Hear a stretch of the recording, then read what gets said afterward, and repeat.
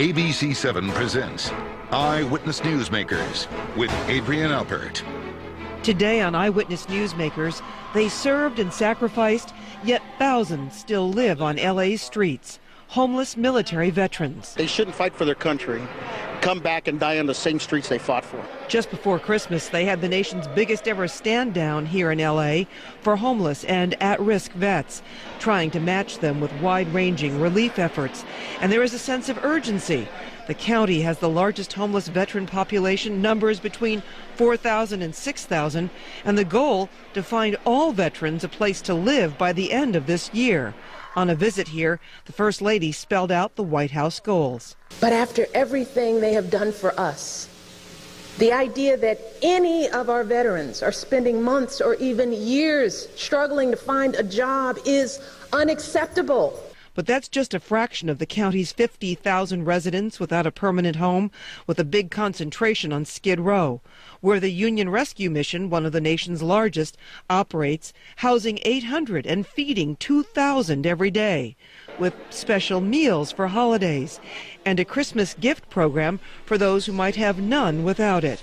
We will find out if life on LA's streets got any better since we checked in a year ago. Good morning, I'm Adrienne Alpert, and we begin this program with the issue of homeless and at-risk military veterans. We welcome back to this program U.S. Vets President and CEO Stephen Peck. Happy New Year to you, sir. To you. And Bobby McDonald, Chair of the Orange County Veterans Advisory Council. Mr. McDonald, thank you for joining us. Thank you, Adrienne. Appreciate it. Let's talk about the first issue. This being the new year, 2015, it is the President's goal to have all veterans off the streets by the end of this year. Is that going to happen? That's going to be a challenge. We just held a stand down. Over 2,000 veterans shows up. Along with their families, there was more than 3,000. It's a big number. And I'm not sure whether we've got enough permanent housing yet to house them all, even if we had the ability to do so. So I call it an aspirational goal. An aspirational goal, but Yes. The mayor has signed on board. Yep. Where is this housing going to be? Let's talk even Orange County. I mean, there's certainly a homeless veterans issue there, Mr. McDonald. There is. However, I believe that the goal is doable. And it's doable because we're watching a decline in the homelessness and homeless veteransness in Orange County. We're watching, and we have the different programs that we do. We have a program once a year where some of the county goes out and counts the homeless, and they're looking for veterans. So we've had a reduction, and so I'm happy with it. Unfortunately, I just with the breakdown of the veterans coming back from the wars and the way the wars are slowing down, and we're scaling back, it could cause some more homelessness. For LA County, Mr. Peck, I mean, I've seen the numbers anywhere from about 4,600, 4,200, 6,000. Yeah. Some of that are those who just simply don't have any permanent housing as well, correct? That's what right. does that number encompass? So some of those are in shelters. Some of those are doubled up, living with family, living in a garage somewhere, so not actually on the street. And in this young generation of veterans, you're not seeing them living as much on the street as they are in their cars and a cousin's house. So where are we going to find that many affordable housing units? The new Proposition 41 that California passed this past June, that made $600 million available for permanent housing, that's going to make a dent. But that will take 3 or 4 years, really, to roll out. So by the end of this year, it's going to be a challenge. That amount of money, that can go into vouchers, that can put veterans into existing housing now. That isn't necessarily to build housing, is it? It is to build. It is not for the services, though. So it is to build those units. Maybe we might get 5,000 units out of it that will actually house a veteran. Now, if we're housing chronically homeless veterans, if we're housing veterans with mental illness, we want to be able to provide the service, and none of that is service dollars. So we're going to have to find that money. And where would that come from, Mr. McDonald? From the community and for volunteers, those types of things. But I agree. Proposition 41, although they're going through the phase now, they're vetting the phase. I'm happy that the Cal Vet has come to, and the people of the communities around us in California are looking at trying to do something about this problem. The U.S. Department of Veterans Affairs launched the 25 Cities Initiative to help communities with the largest concentrations of homeless veterans to integrate their efforts into the community. Will that help in this particular effort? It will, absolutely. I think part of the problem in Los Angeles is that it's so large. There are so many veterans here. We have 10% of all homeless veterans in America, in Los Angeles County. Multiple providers. That has not been a fully coordinated effort. So this 25 cities and other efforts are helping us come together, integrate more closely with what the VA is doing. And really, we need a list of here's the housing units available. Here are the veterans who are homeless. Let's just start matching them up. Well, let's talk about the stand down. And we were there for a brief while to see all the different services and those who came out to try to get some help there. The stand down organized by U.S. Vets, which is the largest nonprofit organization devoted to homeless and at-risk vets, based right here in Los Angeles, as you are. Tell me about this. What was this for? And both of you can speak to this.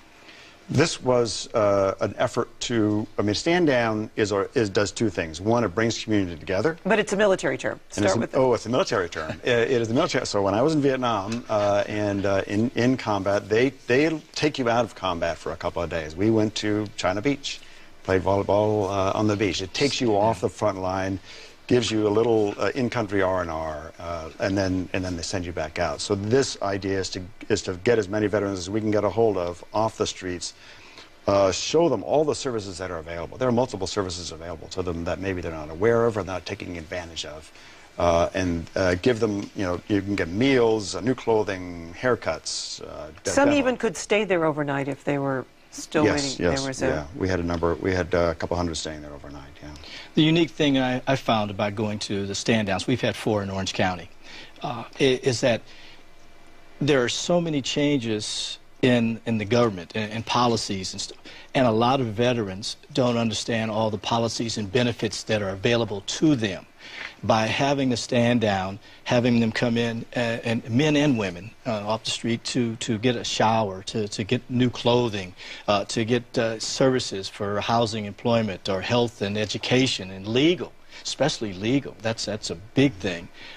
Sponging of records, those types of programs. It gives those veterans a better feeling to wow, I didn't know I had this. And yes, you get 3 good meals, and you get a chance to see a doctor or a dentist or those types of things, and get other help. Mr. Peck, will we see more of these now going forward? We will. We're already planning to do one next year, which is going to be very interesting. So by the end of this year, everyone wants to end homelessness. But I'm guessing we're going to have one next year, and veterans are going to show up. But it might be nice if there weren't one. Orange County, Mr. McDonald, is doing a survey of veterans. What does it hope to do? It's being conducted by USC. Actually, we were part of their initial survey that they did for Los Angeles. They did a survey on for veterans in Los Angeles. It's done by the USC school. And there's a Dr. Hussein, I believe it is doing it. Yeah. Hassan, I'm sorry. And they decided to do one for Orange County, which is really great. And again, as I mentioned earlier, this is going to help us identify housing, employment, health, education, legal, those aspects, and give us a better handle on how to manage veterans and work with the veteran service officers that we have in each county to do things for veterans. Stephen Peck, you got into this by becoming a documentary filmmaker, the son of Oscar-winning beloved father Gregory Peck. How, though, after Vietnam, did all this come together when you were just going to set out just to do perhaps a film about the situation? It took me quite a while to get around to the issue. I did films about a whole variety of things. I had a particular interest in homelessness. I did a couple of films in the Tenderloin in San Francisco. And then someone told me that at that time about 1/3 of all homeless men were veterans. So I put those two issues together. And in 1991, I switched careers. But I've been back for quite a long time. I guess I didn't talk to another vet for 8 or 9 years after I got back. I just wanted to leave it behind me. But it's an issue that stays with you. And now U.S. Vets has how many, and going to open another location? We now have about 3,000 veterans at 11 locations, and we're about to open another 85-bed program. We're about to expand our program in Riverside, double the size of that to 200. So there's still a big need out there. And the need, we can't ignore the large chunk of property on the west side that is federally supported, but still has very little veterans housing on it. Do you think one day there will be housing there? I think there will be. They've been developing for several years a 60-unit building there, building 209. But if we're talking a need for 4,000 units, yes. maybe. Yeah. See, I myself am not a believer that we should create 4,000 units of housing at West LA. I think the veterans are better integrated out in the community, but certainly they have the opportunity to build a few hundred units there. And that's a federal unit. And so we've got to be careful when we talk about federal unit on state property. I know that the state does have a home there, but we've got the property from the federal, and everyone looks at it and feels it's. You have to know what's state and you have to know what's federal. I know that is kind of the third rail of this issue, but we'll leave it for now. But Bobby McDonald, chair of the Orange County Veterans Advisory Council, and to Stephen Peck from U.S. Vets, I want to thank you both for joining us. We are out of time, but let's do this again, and perhaps at the end of the year we will say that everybody's off the street. That would be great. All right. Coming up on Eyewitness Newsmakers, we'll be joined by Andy Bales, the CEO of LA's Union Rescue Mission.